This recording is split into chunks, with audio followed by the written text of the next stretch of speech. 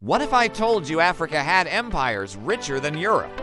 Before Europe became a global power, what if I told you trade, wealth, and knowledge flowed through African cities centuries ago? The empire I'm talking about is Mali in the 14th century. Mali was more than land. It was gold, it was salt, it was trade routes stretching across West Africa.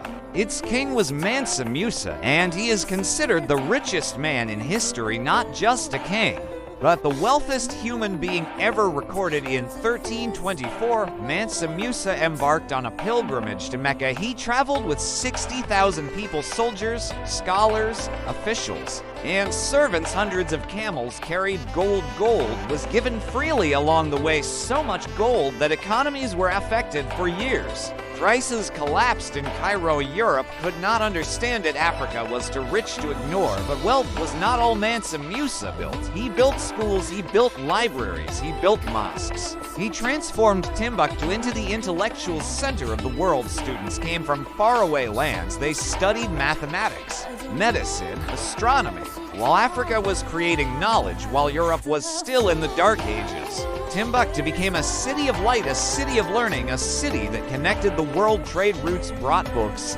ideas, and scholars. Gold funded knowledge, and knowledge funded Africa's power.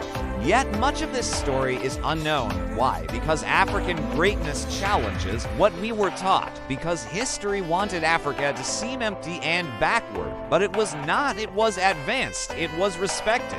It was wealthy beyond imagination, and it had leaders who valued education, culture, and humanity. Mansa Musa's legacy did not end with gold. It is in the manuscripts of Timbuktu. It is in the walls of ancient mosques. It is in the streets where scholars once walked. And it is in the idea that Africa was never a passive continent. Africa shaped trade, Africa shaped knowledge, Africa shaped history.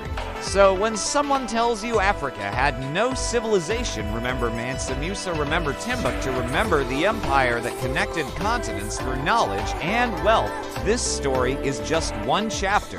Africa's history is deeper, it is stronger, it is richer than you have ever been taught. If this changed how you see Africa, stay here, subscribe now, because the untold stories of African empires are only beginning.